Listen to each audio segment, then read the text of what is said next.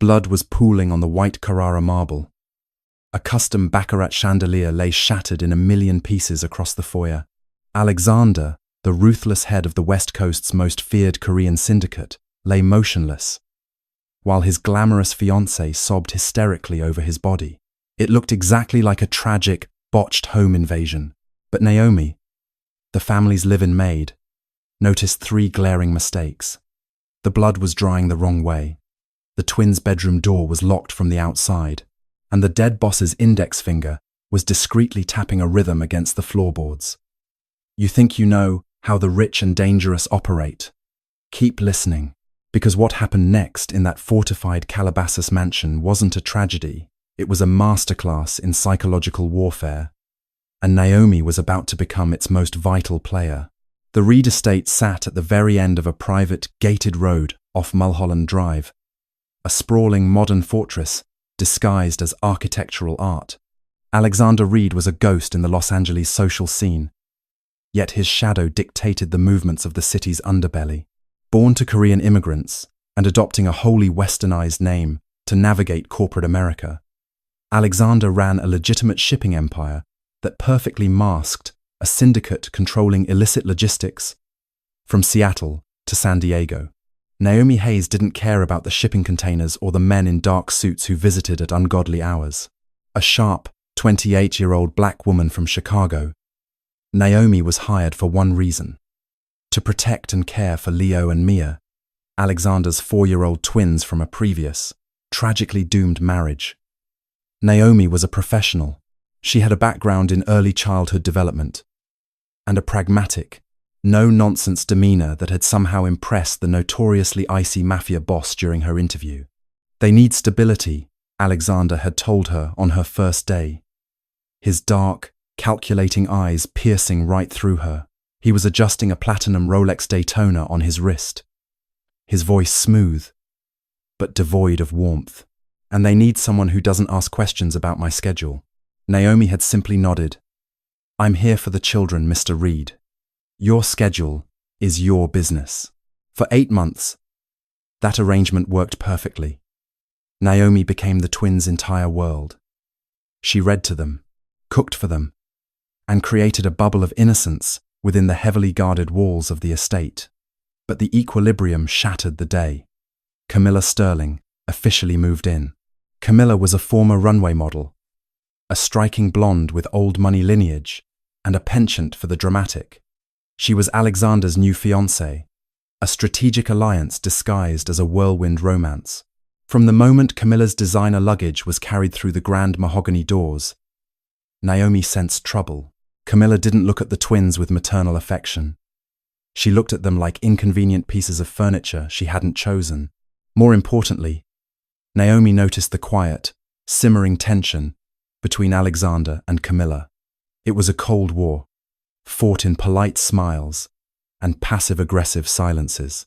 Naomi, who prided herself on blending into the background, saw it all.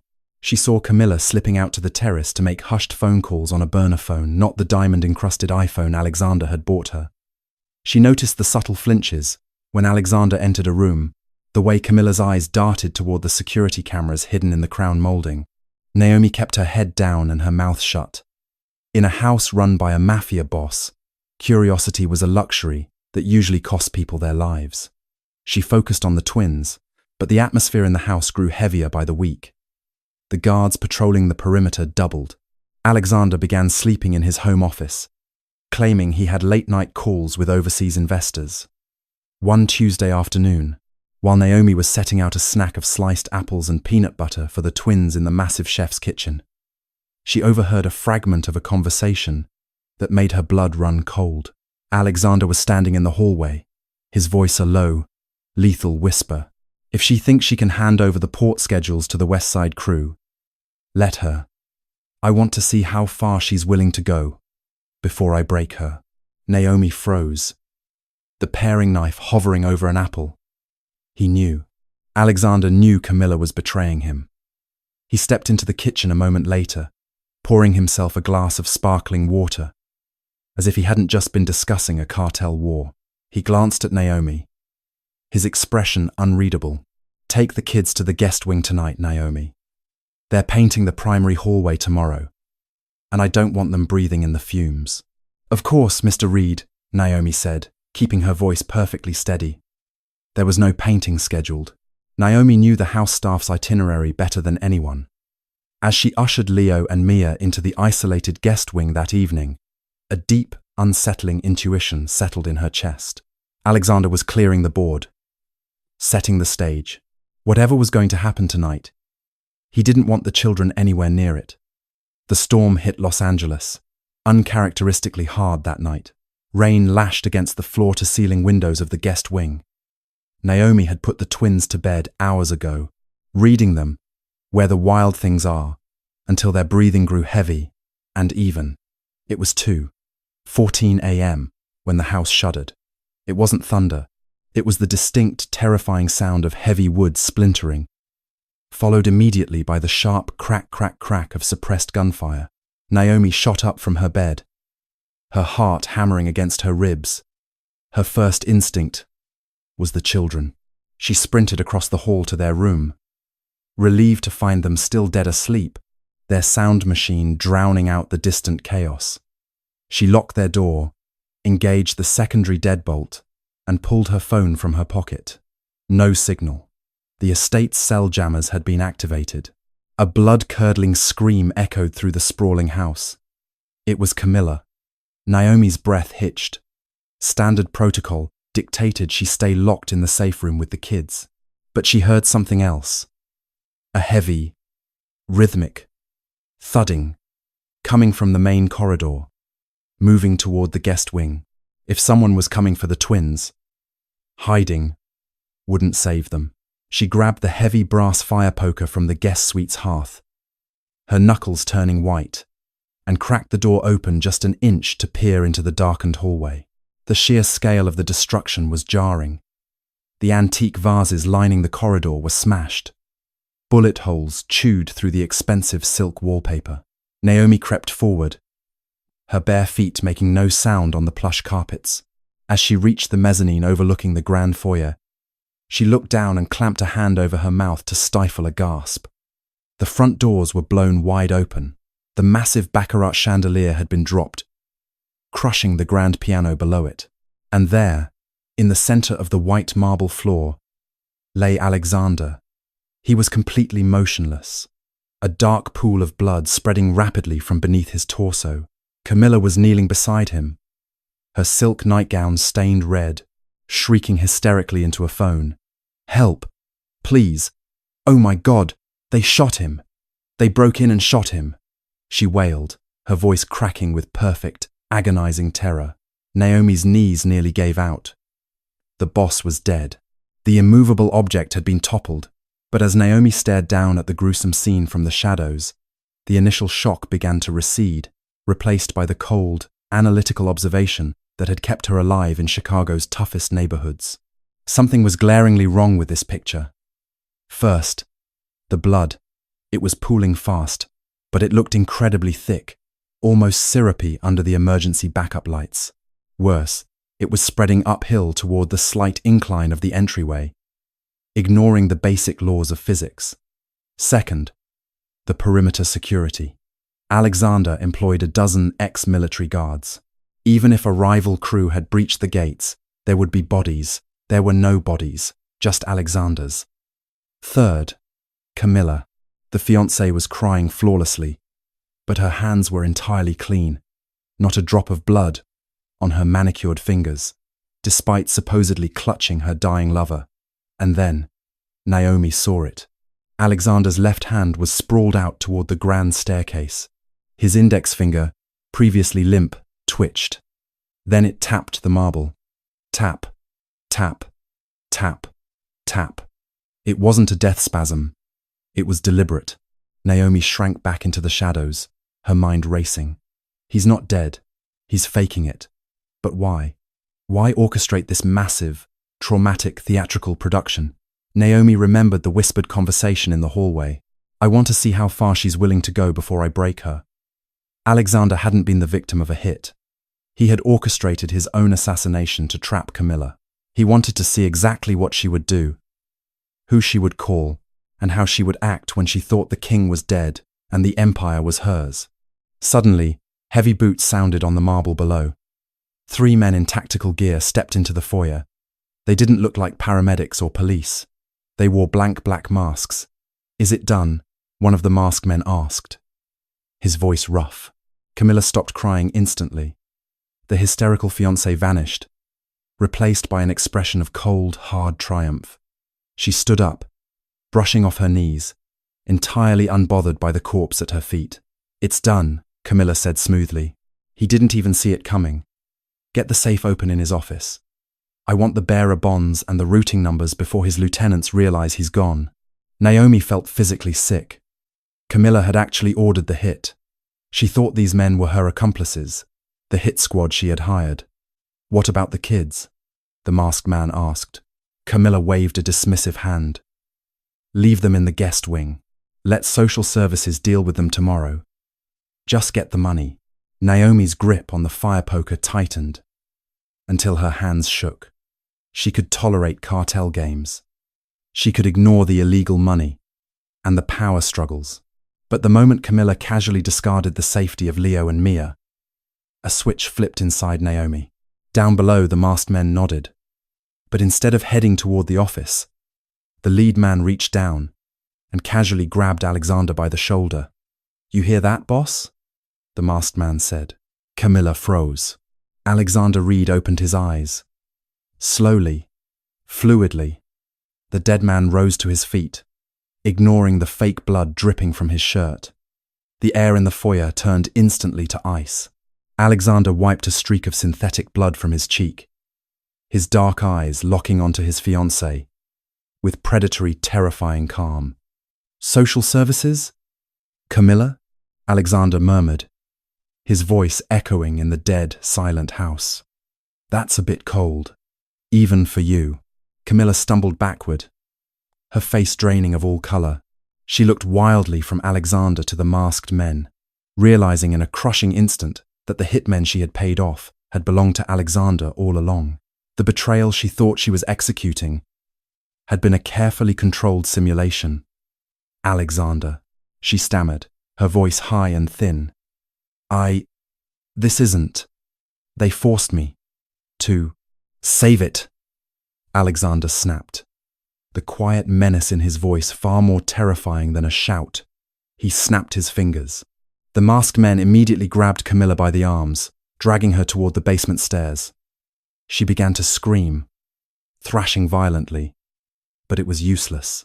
"Take her to the soundproof room," Alexander instructed, not even looking at her as she was hauled away. "I want the names of her contacts in the West Side crew, every single one." The foyer fell silent again, save for the ticking of the grandfather clock. Naomi, still crouching on the mezzanine, barely dared to breathe. She had seen too much.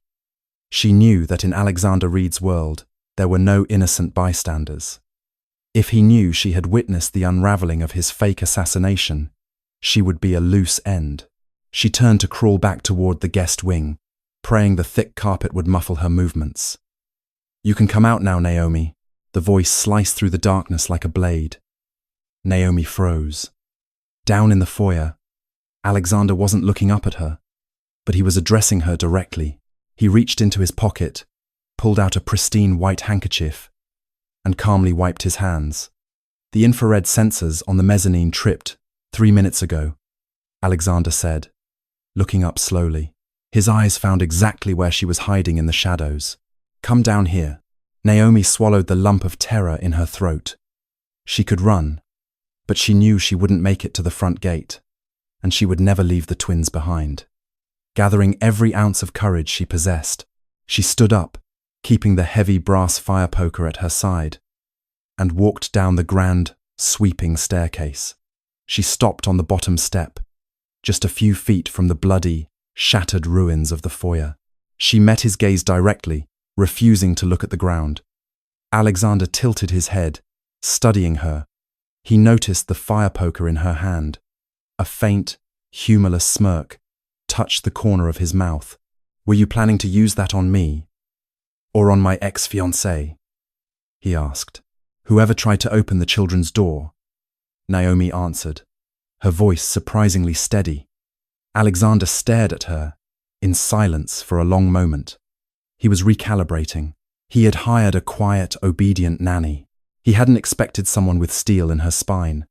You saw everything, he stated. It wasn't a question. I saw an accident, Naomi replied carefully, keeping her face perfectly blank. And then I saw you handle a security breach. Alexander chuckled, a dark, low sound. You're smart, Naomi. Smarter than Camilla, certainly. Smarter than most of the men on my payroll. He stepped closer, the metallic smell of the stage blood mixing with his expensive cologne. But smart isn't enough right now. Camilla's real partners, the ones pulling her strings, they think this hit went down tonight. They think I'm dead. Naomi frowned, piecing it together. You wanted her to make the call. You wanted them to believe they won. Exactly, Alexander said, his eyes flashing with dangerous intensity. By tomorrow morning, the West Side crew will move to take over my ports. They will walk right into a trap. But for that trap to work, my death has to look authentic. The police will arrive in 20 minutes. Detectives on my payroll will process the scene and officially pronounce me dead. My body will be transported to a private morgue. And where does that leave me and the kids? Naomi asked, her protective instincts flaring.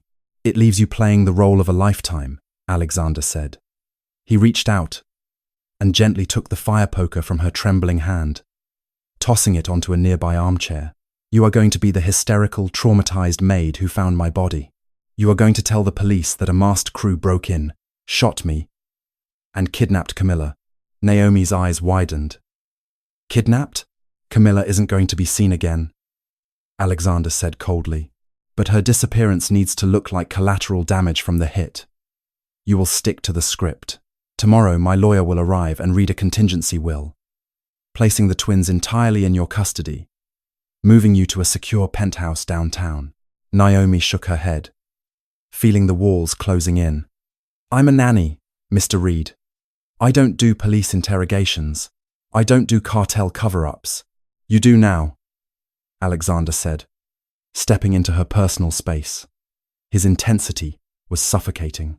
Because if you don't sell this story, the West Side crew will come looking for loose ends. They will come for the children to use them as leverage against my estate. If you want to keep Leo and Mia alive, you will do exactly as I say. Do we have an understanding, Naomi? Before Naomi could answer, the wail of police sirens pierced the rainy night, growing louder as they approached the estate gates. Alexander reached into his jacket, pulled out a small packet of the synthetic blood, and without warning, smeared it violently across Naomi's cheek and down her white sleep shirt. Naomi gasped, stumbling back. Look terrified, Naomi, Alexander whispered, stepping back and lowering himself to the marble floor, assuming the exact position of a dead man. It's showtime. The red and blue strobe lights of the LAPD cruisers fractured through the rain-streaked windows, painting the shattered grand foyer in a chaotic, bloody glow. Naomi knelt by the front doors, her arms wrapped around her knees, violently trembling. It was the performance of a lifetime, fueled by genuine adrenaline and the terrifying knowledge that the corpse 10 feet away was actively listening to every word she said. Detective Miller, a heavy-set man with a crumpled trench coat and eyes that looked entirely too bored for a homicide scene, flipped open a notepad. Naomi instantly recognized the look of a man who was already holding the script. He was one of Alexander's assets. So, Miss Hayes, Miller drawled, chewing on the end of a cheap ballpoint pen. Walk me through it one more time. You heard glass break. I heard the front doors give way, Naomi sobbed, burying her face in her hands, letting the synthetic blood smear further across her pale cheek. I was in the guest wing. I came out to the mezzanine. There were 3 of them. Men in black masks. They shot Mr. Reed without saying a word. And then, they grabbed Miss Camilla. She was screaming for him. They dragged her out into the rain. Miller nodded slowly, jotting down a few perfunctory notes. He didn't ask why the alarm hadn't triggered. He didn't ask why the private security detail was conveniently missing from the perimeter. Tragic, Miller said flatly. Cartel hit, looks like. We'll put out an APB for the fiancé. But usually in these cases, they don't turn up. You did good keeping the kids locked away, Miss Hayes. Go pack a bag for them. Mr. Reed's attorney is already on his way to relocate you. By dawn, the mansion was entirely cordoned off. The fake crime scene processed and secured. Alexander's body had been zipped into a black bag and driven away in an unmarked coroner's van that Naomi strongly suspected was heading straight to a secure underground bunker rather than the county morgue. At 8 in the morning, Harrison, the Reed estate's ruthless silver-haired lead attorney, arrived in a black SUV. He looked at Naomi over the rim of his tortoiseshell glasses, handing her a thick manila envelope. Per Mr. Reed's contingency will, which was updated surprisingly recently. You are now the sole temporary guardian of Leo and Mia, Harrison stated, his voice devoid of any emotion. You are to be moved to the downtown penthouse immediately. A security detail will be stationed in the lobby and the private elevator. You do not leave. You do not speak to the press. Naomi held the envelope tightly to her chest. How long? Until the estate is settled? Or until the streets are clean? Harrison replied cryptically. The penthouse was a stunning, terrifying glass cage, perched 60 stories above the glittering grid of Los Angeles. It was sleek, modern, and entirely devoid of warmth. Naomi spent the first 48 hours trying to soothe the twins, answering their innocent questions with carefully constructed lies. Daddy is on a very long business trip. Camilla went home to her family. Every time she said the words, a knot of guilt tightened in her stomach. On the third night, a fierce thunderstorm rolled over the city, lightning illuminating the sprawling skyline. Naomi finally got the twins to sleep in the massive guest bedroom. She walked into the darkened kitchen to pour herself a glass of water, when a sharp, electronic buzzing shattered the silence. It wasn't her cell phone. The sound was coming from the bottom of the twins' canvas diaper bag, which she hadn't fully unpacked. Heart-pounding, Naomi dug through the compartments until her fingers brushed against cold metal. It was a heavy, encrypted satellite phone. She stared at the glowing green screen. The caller ID was blank. She pressed the answer button and lifted it to her ear. Did you get them to sleep? The voice was a low, resonant baritone. It sent a shiver straight down Naomi's spine. It was Alexander. Naomi gripped the edge of the marble island. They've been asking for you, she whispered fiercely. Mia cried, for 2 hours tonight. You can't just leave them in the dark like this. I am protecting them, Naomi, Alexander replied, his tone smooth, betraying no exhaustion despite the fact that he was supposedly dead and managing a shadow war. And you played your part flawlessly. Miller said you deserve an Oscar. I didn't do it for you. Naomi snapped back, her fear momentarily overshadowed by protective anger. I did it because your fiancé was willing to throw Leo and Mia to the wolves. What happened to her? There was a heavy pause on the line. When Alexander spoke again, the temperature of his voice had dropped below freezing. Camilla has been relocated to a secure facility, he said slowly. She has been highly cooperative. She provided the names of her handlers in the West Side crew. Dominic Thorne, the head of the West Side Syndicate, was the one pulling her strings. He thinks I'm dead, and tomorrow, he's making his move on my shipping ports in Long Beach. Then let him take them, Naomi said. Let him have the ports. Take your kids and disappear. You have enough money to buy an island, Alexander. Why stay and fight? Because men like Dominic don't stop at the ports, Alexander said quietly. If he takes the business, he takes the assets, and my children are considered assets. I have to break his entire operation, down to the roots. And to do that, I need you to do exactly one more thing for me.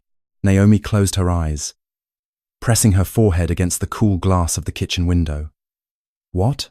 Tomorrow is my funeral, Alexander said. I need you to attend. The memorial service was a grotesque display of high society theater held at an exclusive private cemetery in the Hollywood Hills. The rain had subsided, leaving the air thick and heavy with humidity. Naomi stood at the edge of the velvet ropes, clutching the hands of Leo and Mia, both dressed in somber, tiny black coats. She was surrounded by hundreds of people, politicians, shipping magnates, and men in sharp suits with cold eyes, who represented the less savory side of Alexander's empire. They were all there to pay their respects to an empty mahogany casket. Tucked deep inside Naomi's ear canal was a microscopic earpiece Alexander had instructed her to find in the lining of a winter coat in the penthouse closet. Through it, she could hear the rhythmic tapping of his keyboard and his steady, calm breathing. He was watching the entire funeral through the hidden cameras mounted in the cemetery's security system. 3 o'clock, Naomi. Alexander's voice murmured in her ear, a phantom presence guiding her through the snake pit. The man in the charcoal pinstripe suit. That's Dominic. He's coming to offer his condolences. Hold your ground. Naomi stiffened as a tall, broad-shouldered man with slicked-back grey hair and a devastatingly charming smile broke away from the crowd and approached her. Dominic exuded the kind of dangerous charisma that made people instinctively step out of his way. "Miss Hayes, I presume," Dominic said, his voice like crushed velvet. He looked down at the twins, his eyes completely devoid of the sympathy his face displayed. Such a terrible, terrible tragedy. Alexander was a giant, and to lose Camilla in the crossfire, the city is reeling.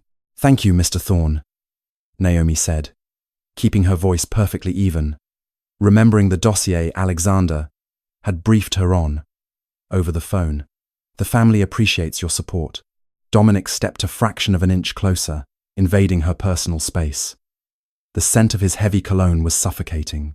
It's an incredibly heavy burden for a nanny to bear. Managing an estate, caring for the heirs.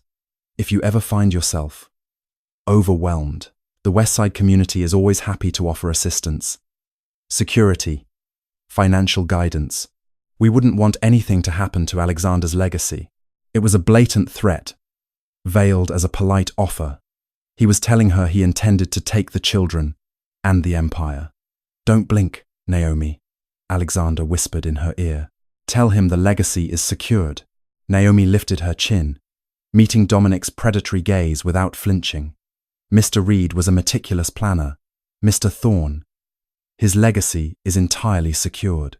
The children have everything they need, and the estate is fortified. But I'll be sure to pass along your concerns to his legal team. Dominic's smile tightened, the charm slipping just enough to reveal the shark underneath.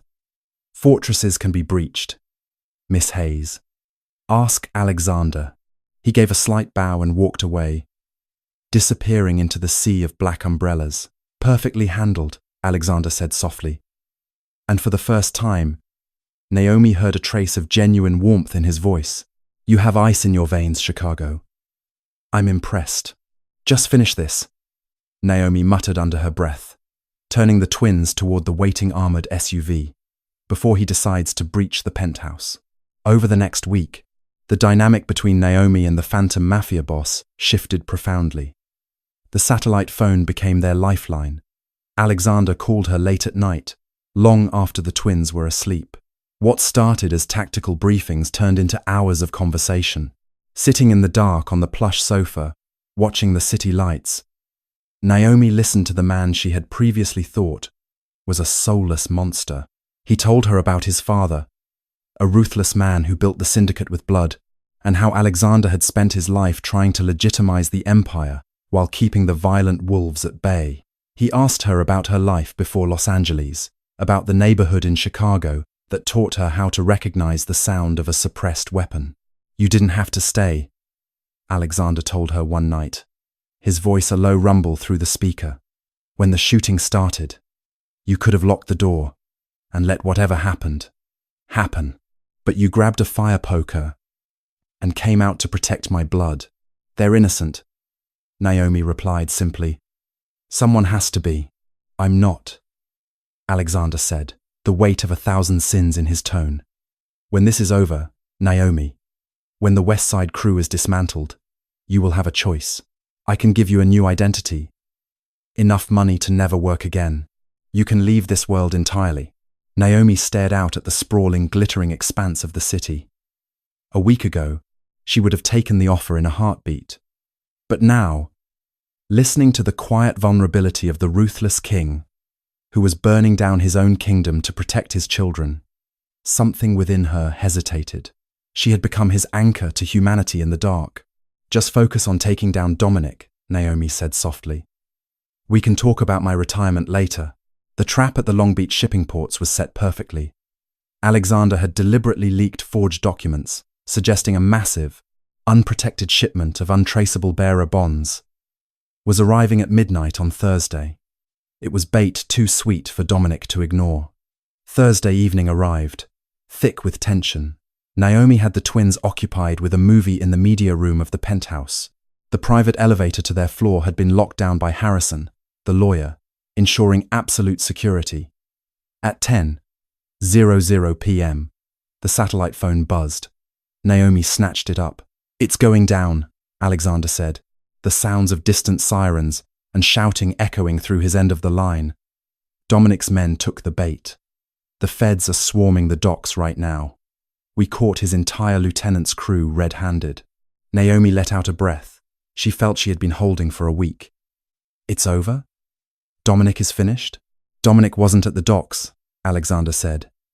And suddenly, the calm in his voice shattered. He outsourced the port raid. The local police just raided his compound. And he's not there, Naomi. He realized it was a setup. A cold, paralyzing dread washed over Naomi. Where is he? Ding. The soft chime of the private elevator, arriving at the penthouse floor, echoed through the silent marble hallway. Naomi froze. That elevator required a retinal scan from either Alexander or Harrison to operate. Alexander, Naomi whispered, her heart hammering against her ribs. The elevator just opened. Get the kids to the safe room. Now, Alexander roared through the phone. Harrison gave him the access codes. Harrison has been working for Dominic this whole time. I'm 10 minutes away. Lock the steel doors. Naomi dropped the phone and sprinted toward the media room. Karma, she realized with sickening clarity, was a two-way street. Alexander had manipulated everyone around him, and now his own trusted lawyer had sold him out. Leo, Mia, come with me right now, Naomi shouted, snatching them up from the velvet couches. The twins began to cry, startled by her sudden panic. She hauled them down the long corridor toward the master suite, where the reinforced steel safe room was hidden behind a false bookshelf. As she reached the bedroom door, she heard the heavy, deliberate footsteps echoing from the foyer. Miss Hayes, Dominic's voice boomed through the penthouse, smooth, mocking, and lethally calm. I told you fortresses could be breached. Where are the little heirs? We have a flight to catch to Mexico. Naomi shoved the twins into the small, steel-lined panic room. Do not make a sound, she pleaded, kissing their foreheads. I promise you, nobody is going to hurt you. She slammed the heavy steel door shut, spinning the locking wheel until it clicked heavily into place. They were safe, but the safe room didn't have an internal phone line, and she had left the satellite phone in the kitchen. There you are, a voice purred. Naomi spun around. Dominic was standing in the doorway of the master bedroom, holding a suppressed pistol. Behind him stood Harrison, the silver-haired lawyer, looking nervous and sweaty, clutching a leather briefcase. Open the door, Naomi. Harrison stammered, adjusting his glasses. It's over. Alexander is dead, and the syndicate belongs to the West Side now. If you open the door, mister, Thorne promises you won't be harmed. Naomi looked at the lawyer with absolute disgust. You sold out a dead man's children for a briefcase full of cash. Dominic sighed, stepping forward. Time is money, Miss Hayes. Open the vault, or I shoot you in the kneecap and blow the lock with C4. Your choice. Naomi backed up against the cold steel of the vault door. She had no weapon. She had no leverage. All she had was time to stall. You think Alexander's loyalists are just going to let you walk away with this? Dominic laughed. Alexander's loyalists are currently being arrested at the docks. He was a brilliant tactician. I'll give him that. but he underestimated the power of greed. Harrison here was very helpful in bypassing the security protocols. It was just business, Harrison muttered defensively. Everything is just business. A new voice echoed from the hallway. Dominic and Harrison froze. Standing in the doorway behind them was a ghost. Alexander Reed was covered in rain and motor oil, wearing tactical black gear, holding a heavy military-grade assault rifle. His face was a mask of pure, unadulterated rage. He didn't look like a CEO or a shipping magnate. He looked like the monster his father had raised him to be. Dominic swung his pistol around, but Alexander was impossibly fast. 2 suppressed shots foot snapped through the air. Dominic dropped his weapon, screaming as both of his kneecaps shattered. He collapsed onto the plush white carpet, writhing in agony. Harrison shrieked, dropping his briefcase, and fell to his knees, throwing his hands in the air. "Alexander! Please! He forced me. Dominic forced me." Alexander walked slowly into the room, the barrel of his rifle lowered but ready. He didn't even look at the screaming rival boss on the floor. His eyes locked onto the pathetic, weeping lawyer. "You betrayed my family, Harrison," Alexander said, his voice deadly quiet. "You endangered my children, and you threatened the woman who protects them." Alexander didn't raise his voice. He didn't gloat. He simply raised the rifle and fired a single shot. Harrison slumped backward, silent and still. Karma had arrived, and it was exacting its toll in blood. Alexander finally turned his attention to Dominic, who was groaning in a pool of his own blood. "Your crew is gone, Dominic. Your ports are burning, and you are going to spend the rest of your short, miserable life in a soundproof room in my basement next to Camilla." Alexander waved his hand, and 4 of his personal, heavily armed guards rushed into the room, dragging the sobbing, ruined rival boss out by his arms, leaving a trail of crimson across the pristine white carpet. The penthouse suddenly went deathly quiet. Alexander lowered his weapon, clicking the safety on. He looked exhausted, the adrenaline fading, leaving behind the heavy toll of the past week. He looked up at Naomi, who was still pressed against the vault door, her chest heaving. For a long moment, they just stared at each other across the room, the blood and the bodies separating them. "Are they safe?" Alexander asked, his voice cracking just slightly. "They're safe," Naomi breathed out, her hands shaking as she reached behind her to spin the locking wheel on the vault door. As the heavy steel door swung open, Leo and Mia peeked out. Upon seeing their father dirty, bruised, but indisputably alive, they screamed with joy and rushed across the room, throwing themselves at his legs. Alexander dropped his rifle to the floor and fell to his knees, wrapping his arms fiercely around his children, burying his face in their hair. The ruthless Mafia boss was gone, replaced entirely by a desperate, relieved father. Naomi stood by the vault, watching them. A profound sense of relief washed over her, mixed with a complex, undeniable realization. The game was over. The board had been cleared. Alexander looked up from his children, his dark eyes meeting Naomi's. He reached out a hand toward her, an unspoken invitation, an acknowledgement of the unbreakable bond forged in the crucible of his deception. "We're going home, Naomi," he said quietly. Naomi looked at his outstretched hand. She thought about the money, the new identity, the quiet life in Chicago she could return to. And then she looked at the twins holding on to their father, and the man who had burned down his world to save them. She walked across the room, stepping carefully around the chaos, and placed her hand firmly in his. "Take us home, Alexander." Heavy rain washed away the remaining chaos of the night, as the heavily armored motorcade snaked its way back up the private road to the Calabasas estate. The imposing mansion, which just days ago had been the stage for a bloody, theatrical deception, now stood as an impenetrable fortress. Teams of private contractors had worked around the clock. The shattered Carrara marble was replaced. The ruined baccarat chandelier was swapped for a modern, cascading light installation, and every trace of the staged assassination had been surgically erased. Naomi carried a sleeping Mia in her arms, while Alexander walked beside her, carrying Leo. The children, exhausted from the terror and the sudden, miraculous return of their father, had fallen asleep the moment the SUV's engine started. As they stepped through the massive mahogany doors, the heavy silence of the house felt different to Naomi. It was no longer the suffocating, tense silence of a home harboring traitors. It was the quiet of absolute, unquestionable authority.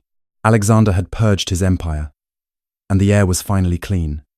"Take them to the primary suite," Alexander instructed softly, nodding toward the grand staircase. "The guest wing is closed off. I want them where I can see them." Naomi nodded, carefully making her way up the plush stairs. She laid the twins in the center of Alexander's massive, custom-built king bed, pulling the silk duvet over their small shoulders. As she turned to leave, she found Alexander leaning against the doorframe, his dark eyes studying her with an intensity that made her breath catch. He had showered and changed into fresh, casual dark clothes, but the dangerous aura of the man who had executed a traitor in a downtown penthouse still clung to him. "You don't have to sleep in the staff quarters anymore, Naomi," he said, his voice a low, resonant hum in the quiet room. "There is a suite adjoining this one. I had it prepared for you." Naomi crossed her arms, suddenly hyper-aware of the fact that she was still just an employee, despite the fire they had walked through together. "Mr. Reed." "Alexander," he corrected smoothly, stepping into the room and closing the door softly behind him. "You saved my children. You stood down a cartel boss with nothing but a fire poker and pure nerve. The dynamic between us has shifted, Naomi. You know it, and I know it. You are no longer just the help." Naomi looked away, her heart hammering a frantic rhythm against her ribs. "Everything happened so fast. I didn't have time to think. I just reacted, and your reactions proved your loyalty," Alexander replied, closing the distance between them until he was standing mere inches away. "I have spent my entire life surrounded by people who smile at me while holding a knife behind their backs. Camilla, Harrison, half my lieutenants. They all wanted the crown. But you just wanted to protect the innocent." He reached out, his knuckles gently brushing against her cheek. The touch sent a jolt of electricity straight to her core. "I have something to show you," he said softly. "Before we can move forward, you need to see that the past is entirely buried." He led her out of the suite and down into the subterranean levels of the estate. Past the wine cellar, past the panic room, they approached a heavy, reinforced steel door, equipped with a biometric scanner. Alexander placed his hand on the glass panel, and the heavy locks disengaged with a solid clank. The room inside was stark, illuminated by harsh, fluorescent lights. There were no torture devices, no blood, just 2 reinforced glass cells. In the first cell sat Dominic. The rival boss was handcuffed to a steel table, his legs heavily bandaged and immobilized from where Alexander had shattered his kneecaps. He looked pale, broken, and stripped of all his terrifying charm. In the second cell sat Camilla. The former glamorous model was dressed in a plain grey jumpsuit, her blonde hair tangled, and her face devoid of makeup. When she saw Alexander and Naomi walk in, she scrambled off her cot and pressed her hands against the soundproof glass. Alexander pressed a button on a control console, allowing audio to pass through the glass. "Alexander, please," Camilla begged, tears streaming down her face. "I told them everything. I gave you Dominic. You promised me a deal." Alexander stared at her with eyes as cold and empty as a frozen lake. "I promised I wouldn't kill you, Camilla. I intend to keep that promise." He turned to Naomi. "She is yours, to sentence." Naomi. She was willing to hand Leo and Mia over to the wolves. She thought she was untouchable.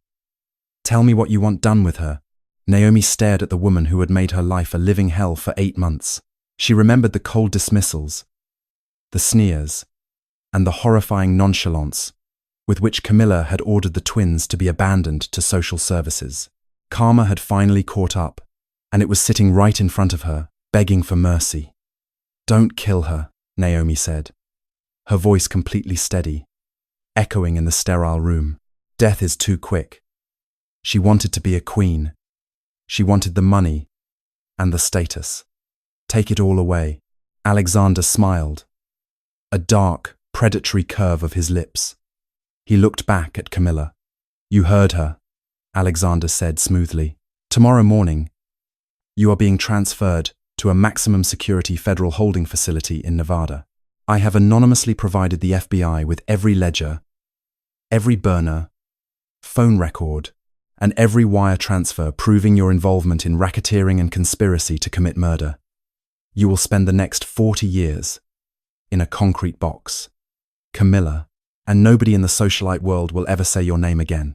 Camilla collapsed to her knees, sobbing hysterically as Alexander cut the audio feed. Hard karma, Naomi whispered, turning away from the glass. Absolute, Alexander agreed, taking her hand and leading her back upstairs into the warmth of the estate. Months bled into one another, and the Calabasas estate transformed into a different kind of empire. Alexander officially resurrected himself in the public eye, claiming he had been recovering from a near-fatal yachting accident in international waters. A story bought and paid for by the finest PR firms in Los Angeles. Behind closed doors, the syndicate was undergoing a massive, ruthless restructuring. Alexander was aggressively pivoting his operations, liquidating the illegal arms and narcotics divisions, and funneling the billions into legitimate global logistics, real estate, and tech infrastructure. He wanted a clean legacy for his children. And at the center of this massive transition was Naomi. She was no longer the nanny. While she still doted on Leo and Mia, reading them bedtime stories and ensuring their lives were filled with joy, her days were spent in Alexander's sprawling home office. She had an incredibly sharp mind, a gift for pattern recognition, handed in tan and intimidation when facing down Alexander's rough-around-the-edges lieutenants. You're bleeding capital in the Seattle ports, Naomi stated one afternoon, leaning over the massive oak desk, tracing a line on a complex financial spreadsheet. She was wearing a tailored emerald green silk blouse and sharp black trousers, looking every bit the equal partner she had become. Alexander leaned back in his leather chair, watching her with a mixture of immense pride and deep affection. The Seattle crew claims union disputes are driving up operational costs. They're lying, Naomi said flatly, tossing the financial report onto his desk. I cross-referenced the payroll with the shipping manifests. The union dues haven't changed, but there is a massive discrepancy in the fuel expenditures for the cargo ships. Someone is siphoning millions off the top and hiding it in offshore shell accounts. Alexander's eyes narrowed. Who is authorizing the fuel purchases? Elias, Naomi replied, tapping a specific name on the ledger. Your new West Coast regional manager, and the offshore accounts are registered under a holding company managed by his wife, Cora. Alexander sighed, rubbing his temples. Elias had been promoted specifically because he was supposed to be loyal, a man who had stood by Alexander during the war with Dominic. Greed is a disease that never truly goes away. If Elias is stealing, he's building a war chest. He thinks my pivot to legitimate business makes me weak. Then you need to remind him that you are anything but, Naomi said, her tone uncompromising. Over the past few months, their relationship had blossomed from a trauma bond into a fierce, unspoken romance. They shared late-night dinners, quiet conversations in the garden, and a mutual, unwavering devotion to the twins. But Alexander had been careful not to cross the final line, waiting for Naomi to fully accept the darkness that still lingered at the edges of his world. How do you want to handle it? Alexander asked, genuinely deferring to her judgment. We invite them to dinner, Naomi said, a calculating gleam in her eyes that mirrored Alexander's own strategic brilliance. We play the gracious hosts, and then we spring the trap so hard they don't even have time to blink. 3 nights later, Elias and Cora arrived at the estate. Elias was a burly, overly confident man who wore suits that were slightly too tight, while Cora dripped in diamonds that far exceeded her husband's legitimate salary. They sat in the opulent formal dining room, dining on Wagyu beef and drinking vintage Bordeaux, completely unaware that they were walking into a slaughterhouse. The transition is going beautifully, Alexander. Ilias boomed, raising his glass. The men are adjusting to the new, legitimate shipping routes. Morale is high. I'm glad to hear that. Elias, Alexander said smoothly, taking a sip of his wine. He sat at the head of the long mahogany table, radiating quiet power. Naomi sat beside him, elegantly poised. We were actually reviewing the Seattle logistics today. Cora, Naomi said, offering the woman a polite, lethal smile. I noticed your holding company has been remarkably successful in the Cayman Islands recently. Cora's smile froze instantly. The color drained from her perfectly contoured face. Elias choked slightly on his wine, setting his glass down with a heavy thud. I'm not sure what you mean, Naomi, Cora stammered, glancing nervously at her husband. I mean the fuel embezzlement, Naomi said, her voice dropping the polite facade entirely, turning cold and sharp as cracked ice.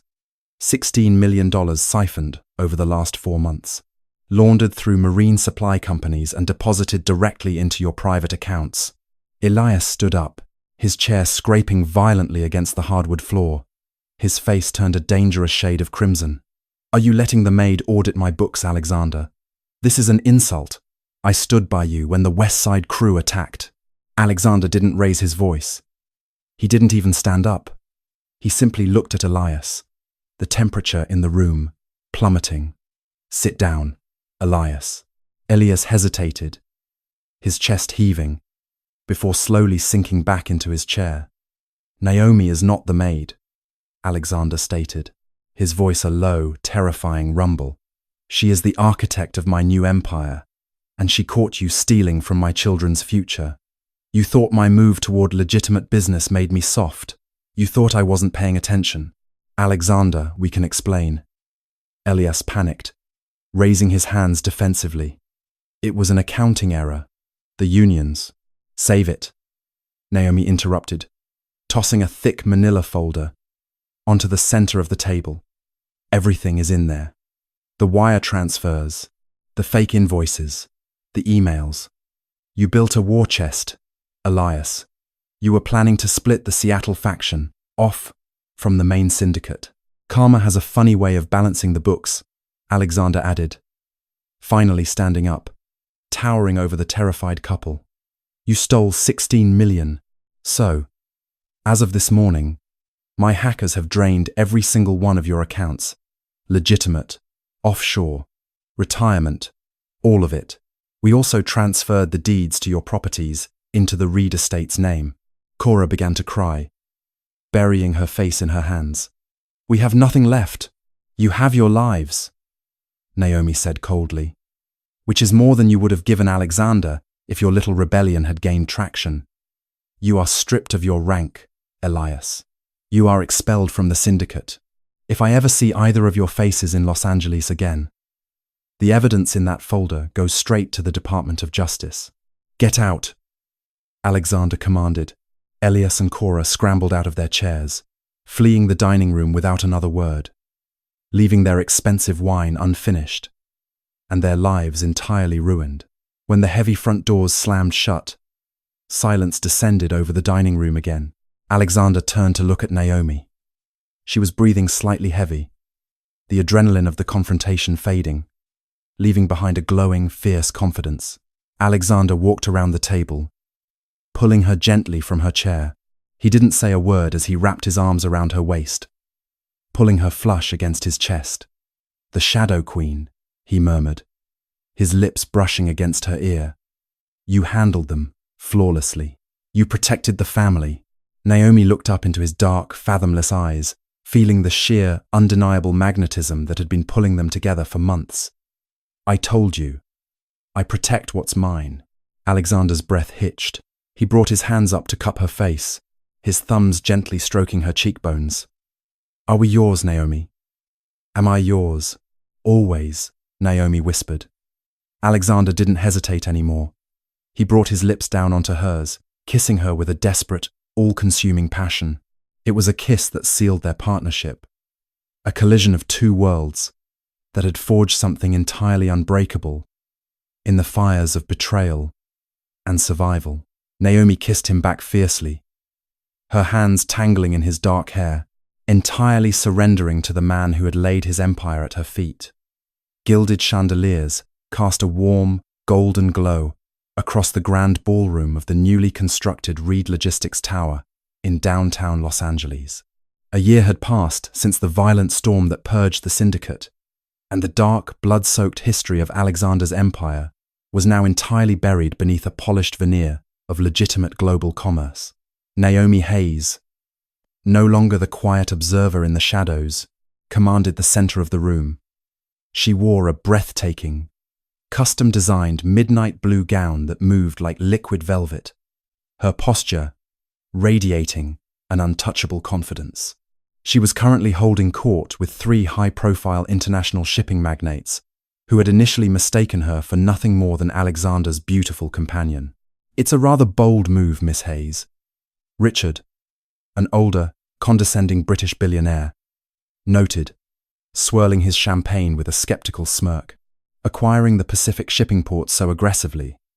Some might say it leaves the Reed estate dangerously over-leveraged. Alexander always was a bit of a reckless gambler." Naomi offered a smile that was perfectly polite and entirely lethal. "Alexander didn't acquire those ports, Richard. I did. And if you review the quarterly filings for your own Pacific fleet, you'll notice a massive deficit caused by our new routing algorithms. I wouldn't worry about my leverage. I'd worry about the fact that your board of directors is currently holding an emergency meeting to discuss your early retirement." Richard's face flushed an alarming shade of purple. He set his glass down abruptly and retreated into the crowded ballroom without another word. Naomi took a slow, deliberate sip of her sparkling water, savoring the absolute power she now wielded. "You always did know how to cut a man down at the knees without spilling a single drop of your drink." Naomi turned to see Alexander approaching. He was impossibly handsome, in a tailored black tuxedo, moving with a predatory grace that parted the crowd around him. He didn't look like the ruthless mob boss who had once orchestrated his own assassination. He looked like a king completely at peace with his reign. "He was boring me," Naomi said smoothly, taking Alexander's offered arm. He led her away from the suffocating elite, walking through a set of heavy glass doors and out onto the sprawling, private balcony that overlooked the glittering grid of the city. The cool night breeze offered a welcome respite, rustling the silk of her gown. "I received an interesting phone call from the gun." She tried to claim she was manipulated into the hit under severe duress. The judge, who recently received a very generous, anonymous donation to his re-election campaign, threw the motion out completely. She will spend the rest of her natural life in solitary confinement. "And Dominic?" Naomi asked, looking out over the endless sea of city lights. "Transferred to a maximum security black site in Colorado this morning. He spends 23 hours a day in a concrete box, unable to speak to another human being," Alexander replied, his voice devoid of an ounce of pity. "As for Elias and Cora, my security team ran a routine check yesterday. Elias is working the graveyard shift at a regional car wash in Nevada, and Cora is waiting tables at a diner. The exact life of desperate poverty they tried to condemn my children to. The books are officially balanced."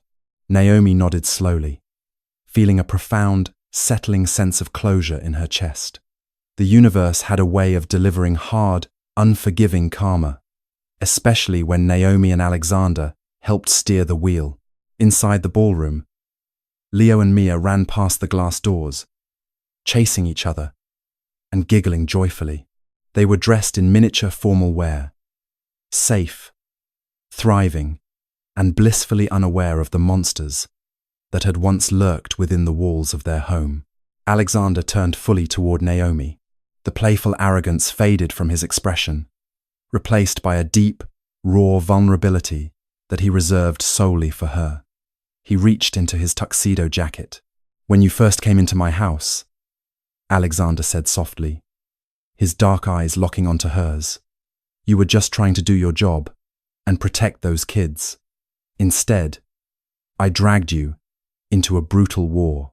I covered you in fake blood locked you in a glass cage, and forced you to stand between my children and the absolute worst kind of wolves. I chose to stand there, Naomi corrected gently, her heart beginning to race. I know, Alexander said, his voice thick with a fierce, overwhelming emotion. He pulled a small, black velvet box from his pocket. He didn't drop to one knee, they were equals in every sense of the word. Partners who had walked through the fire side by side. He opened the box, revealing a massive, flawless, emerald-cut diamond that fractured the city lights into 1,000,000 brilliant pieces. You saved my children, Naomi, but you also saved me. You gave me a reason to burn down the darkness and build something real. You are the brilliant architect of this new empire, and you are the only true, pure thing in my world. Marry me.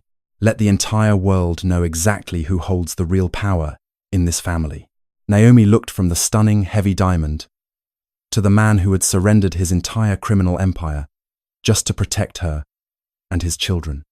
She thought of the terrifying journey, the sleepless nights, the strategic victories, and the overwhelming, fiercely protective love they had forged in the aftermath of betrayal. Yes, Naomi said, a brilliant, radiant smile breaking across her face, wiping away the last remnants of the shadows they had fought. Yes, I will. Alexander slid the ring onto her finger. The fit was absolute perfection. He pulled her into a deep, sweeping kiss, completely uncaring of the billionaires and politicians who might be watching them from the other side of the glass. It was a kiss of absolute victory, an unbreakable promise, sealed in the night air. When they finally broke apart, Naomi rested her hands flat against his chest, her new diamond flashing brightly under the stars. Ready to go back inside and show them, Alexander asked softly, that familiar, wicked gleam returning to his eyes. Let's go, Naomi said, lifting her chin with the poise of true royalty. They've been waiting for the boss. Alexander chuckled, kissing her forehead one last time. Which one? Both of us, Naomi replied. Hand in hand, they pushed the heavy glass doors open and stepped back into the light, untouchable, victorious, and completely invincible. Wow, what an absolute roller coaster of an ending. Naomi went from dodging bullets in the hallway to running a billion-dollar empire and taking down every single traitor who crossed her path. Talk about the ultimate glow-up and the sweetest, hardest karma we've seen yet. Camilla, Dominic, and Elias all learned the hard way that you do not mess with a fiercely protective mother and a mafia boss who has nothing to lose. What was your favorite twist in this story? Let me know in the comments. If you loved seeing Naomi take the crown and dominate the game, make sure to hit that like button, share this incredible story with your friends, and hit subscribe so you never miss another dramatic tale. Thanks for listening, and I'll catch you in the next one.